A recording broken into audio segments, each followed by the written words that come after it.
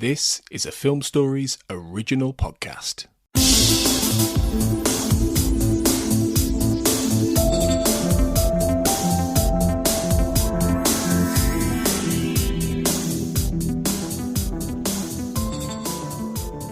Welcome back, everybody, to the Xcast X-Files Podwatch. This is episode 79 of our podcast series, talking about the entire run of the X-Files television series. Today, we're having a look at Ami and Chimera. I'm your host today, Carl Sweeney, and I'm joined again by Chris Knowles. Hey there, Chris. Hey. Let's go straight into it. Got two interesting episodes to talk about. So, Ami is the 15th episode of Season 7. It was broadcast in March 2000, and... well, the credits, it's written by William B. Davis, or it's credited to William B. Davis, and it's directed by Rob Bowman. This is the episode in which the cigarette-smoking man tells Scully that he has access to a cure for cancer, and he invites her on a road trip with him to retrieve it. I enjoyed this episode a lot. I think it's a very, very good episode. When I was watching it the most recent time, what I was thinking about was when you and I were talking about All Souls, and I said that, you know, there's some parallels here with Patient X. And you said, well, one way of looking at it is that you've got the same phenomena being perceived in different ways. And it kind of made me think about this episode this time, that you've got the stuff that's set up in the first few minutes with the angels, ostensibly. And I think a lot of fans don't like the fact that the episode sort of swerves into something else. But I think it's another example of, you know, what you're always talking about, point of view storytelling. You've got this colonization program, but a lot of people who get embroiled within it perceive it as religious phenomena. I don't know if you've got anything to say from that perspective on this episode. I think that, you know, as far as point of view storytelling is concerned here, you know, we're obviously experiencing this story through cigarette smoking man's perspective and the way he sees himself and the way he perceives what it is that he's doing.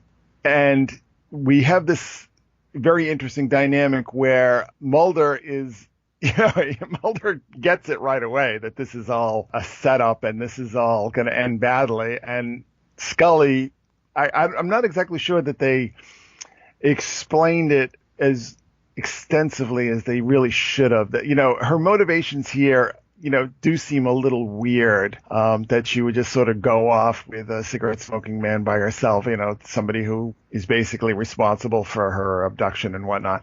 I think that, there are interesting points of view sort of in collision here. My only concern here is that they're not quite sold. You know, they don't really close the sale here.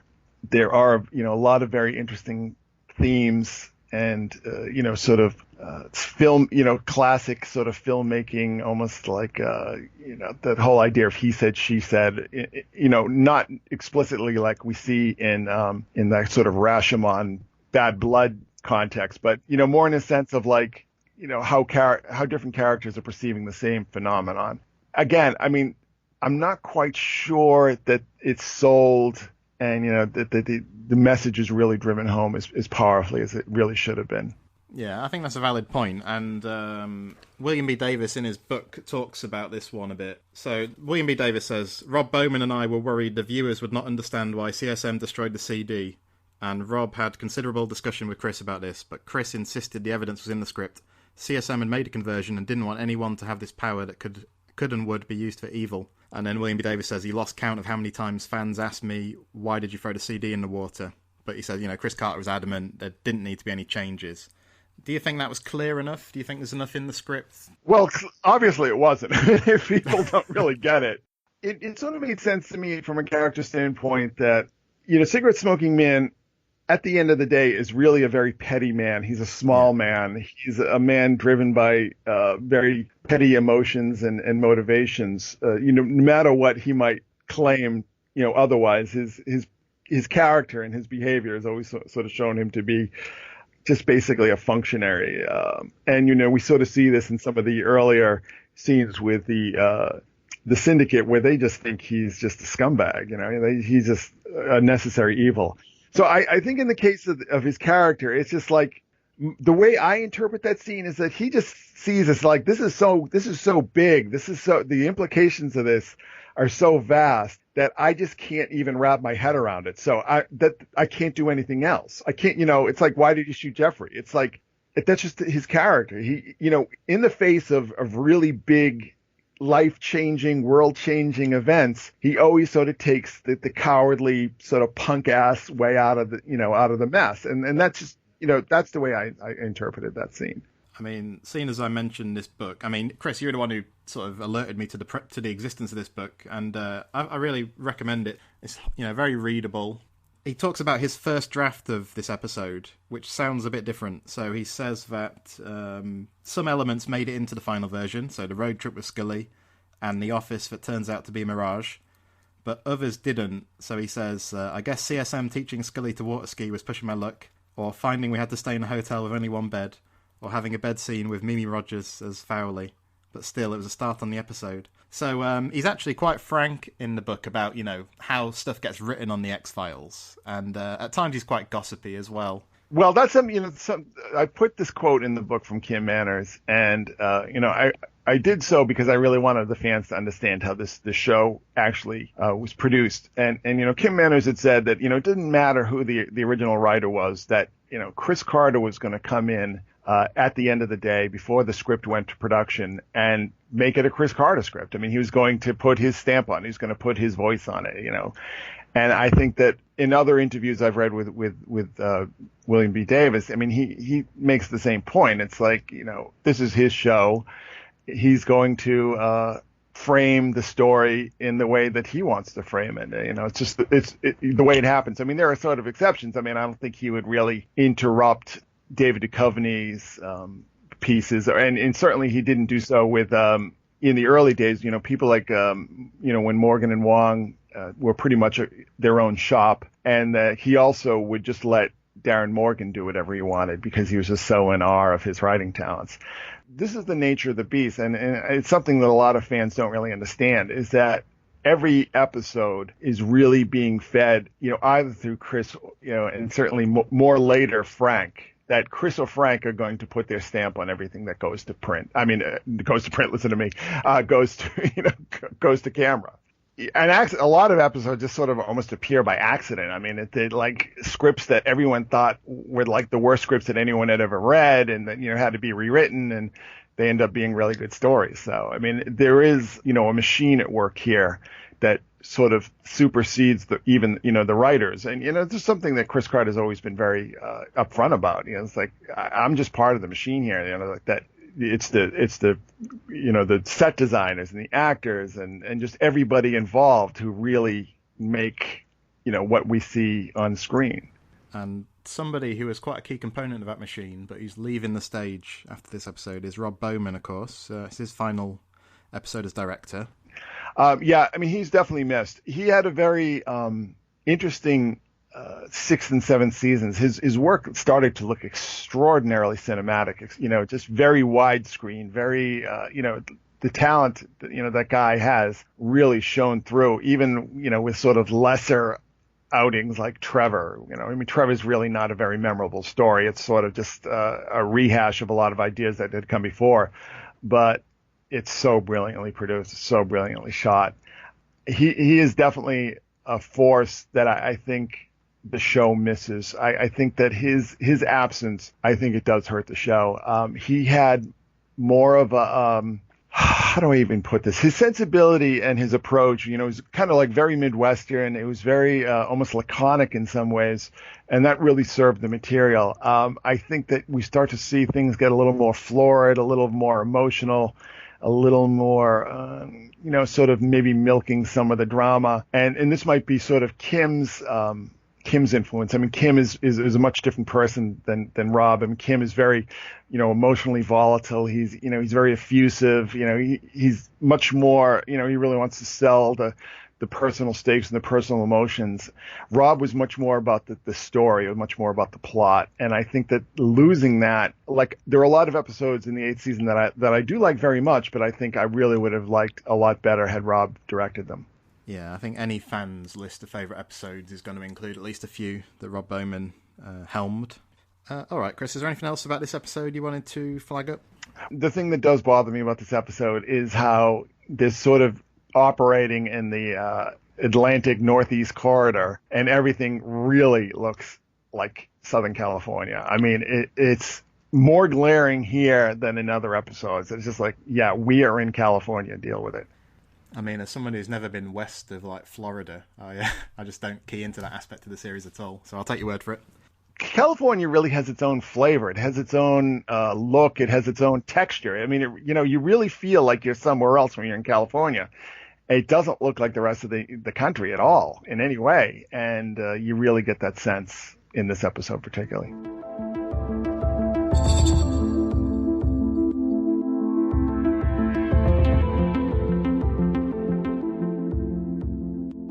Chimera is the 16th episode of the season. April 2000 is when it was broadcast for the first time. Written by David Amann and directed by Cliff Bole. And this is the episode which sees Skinner assign Mulder to a case which involves the disappearance of a federal judge's daughter and the unexplained appearance of ravens. Meanwhile, Scully's on a stakeout looking for an apparent female serial killer. So what do you make of this one, Chris? Again, this is one you don't really hear feature in much X-Files fan discussion. What's your take on it? I like this episode quite a bit. Well, let's a little bit of backstory. Gillian Anderson was prepping for All Things, so she really wasn't available for this episode. So, David Duchovny, a lot of people don't understand how, that he was, very active when he wanted to be, that he made a lot of creative decisions, he was almost like a producer in some ways. He suggested the whole idea of the stakeout because the writers were really like, they didn't know where to go with this. They didn't know what to do. They had the storyline and, Gillian, I don't know if it was at the last minute, but, they suddenly found out that Gillian wasn't going to be available for this episode. So David Duchovny said, well, why don't we just make it a Mulder solo episode and Gillian's on a stakeout? And and I just thought that was a very brilliant way to sort of get around this, personnel issue. Again, I mean, the whole thing of like they're in Vermont, but it really, really, really looks like Southern California kind of jars. It's kind of jarring. It's a little bit unsettling, particularly if you're familiar with like Vermont really looks like Vermont. It doesn't look anything like California. But I really like this story. I like it. Sort of plays on the same themes that we saw in Arcadia in the 6th season, but it really tones it down. It really brings it to a much more human level, I think, in a lot of ways. You really see this story. The story here is that, it's about the, sort of the devastating effects of infidelity and, how it really, and again, we have another Millennium actor here. I mean, she was in The Wellerman Locke, another Millennium guest appearance. The story, I think, is, kind of like, more that Night Stalker, Kolchak feeling, that end of the X-Files spectrum, but it really puts it to use on, I think there's a lot of powerful, emotional subtext here that, really play well, and play well without Scully. You sort of get the sense that Scully would be like the bull in the china shop here, and that, Mulder is more like, he's a little more tactful, he's a little more discreet. Yeah, you mentioned a guest star that had been in Millennium, and Millennium would do the suburbia, going under the underbelly of suburbia theme quite a bit in, especially in the first season. I can't remember the episode titles. I think you're thinking of Weeds, yeah. Weeds is one, yeah, that's right. But they seem to have this fascination, don't they, from sort of season 6 and 7 of putting Mulder in like a suburban setting or a domestic setting, so Dreamland, where he's kind of like, it's kind of like in this like sitcom, family sitcom thing. And then Arcadia is a bit better. Amor Fati, of course, in the like the kind of the path not taken thing. And then this. And the other thing is that since season 6, or since they moved to LA, like the notion of like social class being a key component of episodes seems to be coming up again and again as well, like in Drive and in Trevor to an extent. So I don't know exactly why they started to work with these themes and ideas, but it does seem to be something they were returning to repeatedly. I think it's sort of, you have to dial back, sort of pre 9/11, that whole era in the 90s, the .com boom and there was almost a sort of a I think they called it like a mini boom, like there's sort of like a new baby boom. The country was a lot more prosperous and suburban and family oriented than it would be just, 4 or 5 years later. It's that pre 9/11, that sort of interregnum that, sort of fool's paradise in a way, where American, particularly like late baby boomers, were sort of rediscovering this, the lost suburban world that they had grown up in. And I think that that's really the socio-political undercurrent there, that we're seeing commentary on a world that people are trying to create that, is probably already lost. And certainly we saw with, when the dot-com stocks crashed and this recession and all these things that followed. Another interesting subtext in hindsight is the whole, the mortgages, the no deposit down, these sort of crazy mortgages that were being thrown about to get sort of everybody into home ownership, to get everybody into the suburbs, that directly led to this, worst economic crisis since the Great Depression. So I think that is sort of like the undercurrent here. That is like, there's an interesting bit of social commentary going on here, and it has to do with, the world, particularly the America that it was operating in. And I think that's what gives these stories, today it gives them a bit of poignancy, but I think it gave them, maybe a resonance that a lot of people just weren't either picking up on, or just 7 seasons in on any show usually is sort of the breaking point. I mean, people are just, particularly with genre shows, people are just tired of it. And I think that, they were doing a lot of interesting things, in a social commentary realm that maybe people just weren't either interested in or perceiving. One image I really like in that regard, I think it's like you get the decaying body in the rose garden, don't you? Which obviously has a literal plot function, but very much speaks to the things you were just talking about as well.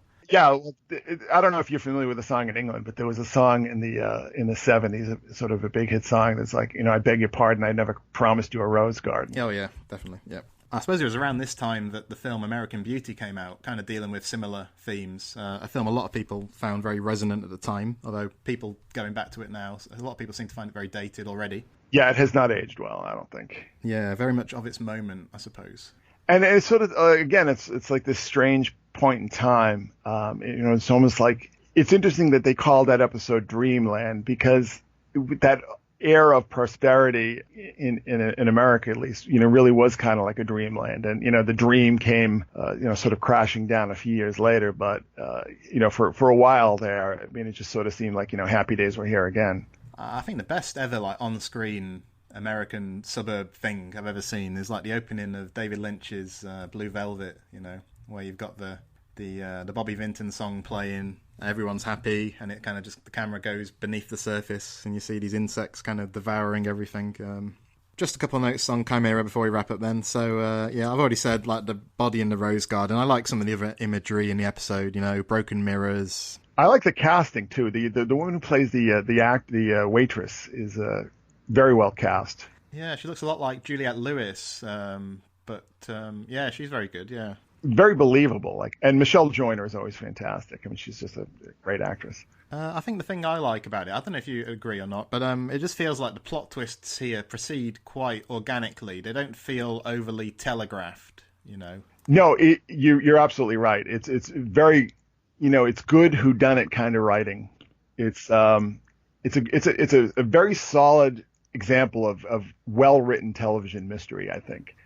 I don't know if there's anything else, Chris, about this one, like any specifics about the production. Well, the interesting thing, the point that I was making before is that in the second half of the 7th season, you start to see a lot of gray skies. You start to see a lot of rain. Sort of the weather chips in to the storytelling. It gives, a bit of that old Sherlock Holmes flavor that Rob Bowman spoke about so much. I think that very well served here. I think it really, really would have looked completely California without that rain.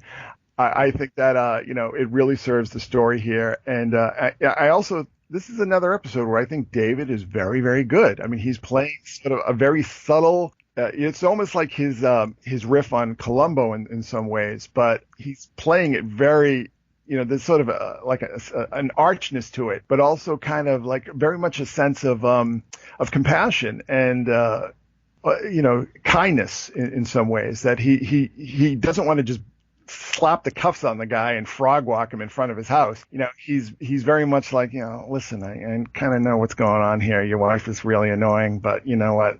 This is bad. and things are, bad things are happening, and this isn't really going to work out for you. And I think that's very good acting on David's part, and very good writing. I guess we should wrap up there, Chris. I think it's been a little while since we mentioned your book by name, so if you've liked hearing what Chris has had to say, the book is called The Complete X-Files. So yeah, it's well worth tracking down if you're reading around the series in advance of the new episodes. All right, cheers, Chris. Tomorrow on the podcast, it's All Things, so Gillian Anderson's directorial episode, and it's Brand X. In the meantime, find us on Twitter at @the_X_cast. Search for us on Facebook, type in Xcast, you should find us there. There's a group to find and a Facebook page too. Until next time, listeners, trust no one.